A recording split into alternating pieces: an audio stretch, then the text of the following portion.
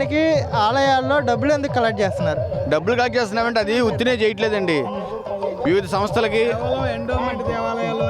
గుడి డెవలప్మెంట్కి, ఏంటి పేద విద్యార్థులకి పుస్తకాలకి, చదువులకి, అన్నదానాలకి వాటికి వినియోగిస్తూ ఉంటారు గుడి డెవలప్మెంట్కి.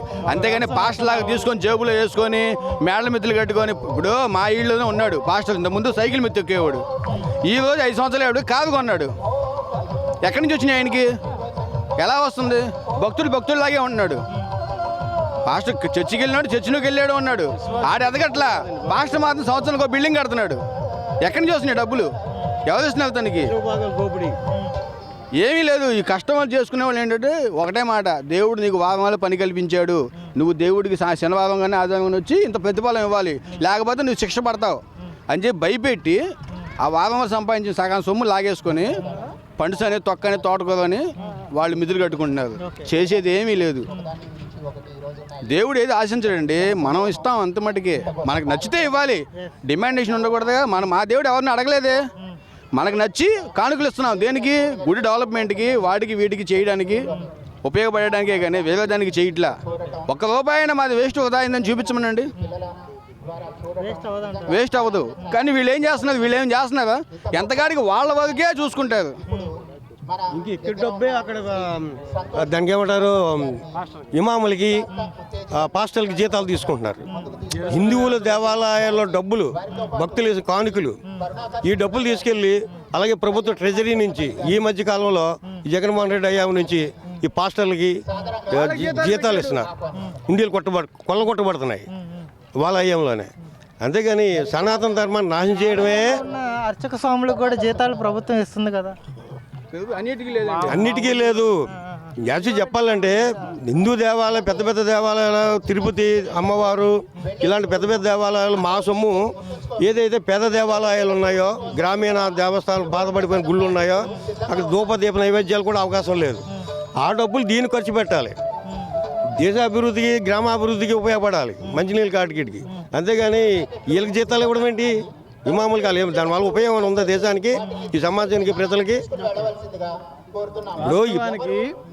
హిందూ దేవాలయాల డబ్బు ప్రభుత్వం తీసుకొని అన్యమతస్థులకు కూడా పంచిపెడుతోంది. కానీ ఏ చర్చి నుంచి కానీ, ఏ మసీదు నుంచి కానీ, దర్గా నుంచి కానీ ప్రభుత్వం యొక్క ఇన్వాల్వ్మెంట్ ఏమి లేదు. ప్రభుత్వం వాళ్ళ చేతుల్లో ఏమి లేవు. ఏ చర్చి కానీ, ఏ మసీదు మీద కానీ ప్రభుత్వ ఆధిపత్యం లేదు. మరి దేవాలయాల మీద ప్రభుత్వం ఆధిపత్యం చేస్తూ దేవాలయాల సొమ్ముని ప్రభుత్వం తీసుకొని అది అందరికీ ఎలా పంచుతారు? సెక్యులర్ భావంతో. దేవాలయ సొమ్ము హిందువులది, పూర్తిగా హిందువుల సొమ్ము. ఈ హిందువుల సొమ్ము హిందువుల అభివృద్ధికి చేయాలి. అదే ప్రైవేట్ దేవాలయాలు ఉన్నాయి, ఇంకా చాలా దేవాలయాలు ఉన్నాయి. వాటి అన్నింటి సొమ్ము దేవాలయ అభివృద్ధికి వాడుతున్నారు, అన్నదానానికి వాడుతున్నారు, ధార్మిక కార్యక్రమాలకు వాడుతున్నారు, హాస్పిటల్ కట్టడానికి వాడుతున్నారు, రోడ్లు నిర్మించడానికి వాడుతున్నారు. ఇవాళ తిరుపతి దేవస్థానం డబ్బుతో ఫ్లైఓవర్ కడుతున్నారు. అలాగే కాశీలో దేవస్థానం వచ్చే డబ్బుతో అక్కడ అభివృద్ధి కార్యక్రమాలు చేస్తున్నారు. గంగా ప్రక్షాళన చేస్తున్నారు, గంగా నది శుభ్రత చేస్తున్నారు. అనేక ప్రాజెక్టులకు కూడా దేవాలయాల సొమ్మును వాడుతున్నారు. మరి ఏ ఒక్క చర్చి డబ్బు కానీ, ఏ ఒక్క మసీదు డబ్బు కానీ ప్రభుత్వం తీసుకోవట్లేదు, వాటిని ఇతర మతస్థులకు పంచట్లేదు. మరి హిందువుల సొమ్ముని ఇతర మతస్థులకు ఏ విధంగా పంచుతున్నారు? హిందువుల దేవాలయంలో సొమ్ము తీసుకొని పాస్టర్లకి, ఇమాములకి జీతాలు ఎలా ఇస్తున్నారు? ఇది ఏ విధంగా కరెక్టు? హిందువులు స్వచ్ఛందంగా భగవంతుడికి కానుక ఎందుకు? తన ధర్మ ప్రచారం కోసం, తన ధర్మ రక్షణ కోసం హిందువులు స్వచ్ఛందంగా డబ్బు ఇస్తున్నారు భగవంతుడికి. అక్కడ ఎవరి బలవంతము లేదు. దర్శనం చేసుకుంటే ఏ రూపాయి ఇచ్చినా ఇవ్వకపోయినా ఎవరు అడగరు. చర్చిల్లో లాగా, మసీదుల్లో లాగా డబ్బులు బలవంతపు వసూళ్ళు ఇక్కడెక్కడ చేయరు. దేవాలయ ఎండోమెంట్ పరిధిలో, ప్రభుత్వ పరిధిలో ఉన్న దేవాలయాల్లో మాత్రమే టికెట్ వసూళ్ళు, బలవంతపు పార్కింగ్ వసూళ్ళు, బలవంతపు అన్ని రకాలైన వసూళ్లతో ప్రభుత్వం డబ్బు దోచుకోవడానికి దేవాలయాలను ఒక ఆర్థిక వనరుగా వాడుకొని ప్రభుత్వం పనిచేస్తోంది. ఈ విధమైన వ్యవస్థ ఏదైతే దేవాలయంలో ఆర్థిక పరిపుష్టి కలిగిన దేవాలయాలు మీరు టికెట్ దర్శనాలు ఎందుకు పెడుతున్నారు? తిరుపతి దేవాలయానికి టికెట్ దర్శనం యొక్క అవసరం లేదు. హుండీ కలెక్షనే చాలా వస్తుంది, పరిపాలనకు సరిపోతుంది. మరి ఎందుకు ఏ విధంగా 10,000 రూపాయల టికెట్ కూడా పెట్టి వసూలు చేస్తుంది ప్రభుత్వ తప్పు. ఇది హిందువుల తప్పు కాదు, సనాతన ధార్మికుల తప్పు కాదు. ఇది కేవలం పాలకుల యొక్క తప్పు. పాలకులే ఇటువంటి తప్పుడు నిర్ణయాలు చేయడం మూలంగా హిందూ సంస్కృతిలో సనాతన ధార్మికుల్లో లేనిపోయిన భేదభావాలు కలిగిస్తున్నారు. అంటే ఆ నిధులన్నీ కూడా కొన్ని విషయాల్లో దుర్వినియోగం అవుతున్న వార్తలు కూడా వస్తున్నాయి. దీనికి మీరేం చెప్తారు? అది ప్రభుత్వ తప్పు. సనాతన ధార్మికులు ఏం తప్పు చేయట్లేదు కదా. ఈ సొమ్ముని తీసుకెళ్లి ప్రభుత్వం దుర్వినియోగం చేస్తుంది. ప్రభుత్వాన్ని మనం ప్రశ్నించే స్థితిలోకి మనం వెళ్ళాలి.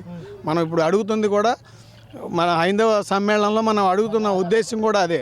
మన హిందువుల సొమ్మును తీసుకెళ్ళి ఏ విధంగా ఇతర మతస్థులకు పంచుతున్నారు, హిందువుల సొమ్మును ఎందుకు వృధా చేస్తున్నారు, ఈ రెండు విషయాలని మనం అడుగుదలుచుకున్నాం. Thank you sir. మేము తెలంగాణ సదాశివపేట్ సంగారెడ్డి డిస్టిక్ ఓకే ఈ శివశక్తి ప్రోగ్రాం చూద్దామని వచ్చినాము. ఓకే మత మార్పిడులు అవి జరుగుతున్నాయని మాకు తెలిసింది కాబట్టి ఇంత దూరం వరకు వచ్చాము. అంటే భారతదేశంలో ఉన్న వాళ్ళు ఎవరు ఏ మతమైనా స్వీకరించవచ్చు కదా. దాన్ని మనం వ్యతిరేకించాల్సినంత అవసరం ఏముందంటారు? అవసరం అంటే అవసరం ఉంది. రాజ్యాంగం అదే చెప్తుంది కదా. రాజ్యం ఒకప్పుడు లేదు కదా, ఈ మధ్యలో వచ్చింది ఇది. మా అయితే ఒక 60-70 ఏళ్ళ నుండి ఇవి జరుగుతున్నాయి. అంతకు ముందు అయితే ఏది లేదు కదా. అంతకుముందు హిందూ ధర్మమే గొప్పది కదా. హిందూ ధర్మం గొప్పది కాదంటారా? హిందూ ధర్మం గొప్పదే కాబట్టి దాన్ని కాపాడుకుందాం అన్నట్టు అందరూ. అయితే ఎందుకు మారిపోతారు జనాలు? వేరే మతాన్ని ఎందుకు స్వీకరిస్తారు? ఇక అవన్నీ ఇప్పుడు మనం టీవీలో చెప్పకూడదు కదా. పర్లే చెప్పచ్చు, ఏం కాదు. వద్దులే, మీరు మళ్ళా ఎక్కడో పంపిస్తారు వీడియోలు. ఎక్కడికి పంపించేది ఉంది? ఇప్పుడు మీరు సంగారెడ్డి జిల్లా నుంచి హైందవ్యాన్ని, సనాతన ధర్మాన్ని కాపాడుకోవాలి, మన సంఘీభావం కూడా ఈ కార్యక్రమానికి ఉండాలని ఒక పని మీద వచ్చారు, అవునా? ఖాళీగా ఉండి ఏం చేయాలో తోచుకొచ్చారా? ఖాళీగా ఉండేం లేదు, ప్రోగ్రామ్ చూద్దామని వచ్చాం. అవును కదా, మన ధర్మాన్ని మనం కాపాడుకోవాలని మీరు వచ్చారు కదా. మరి ఎందుకు ఈ మత మార్పిడులు ఎందుకు జరుగుతున్నాయి?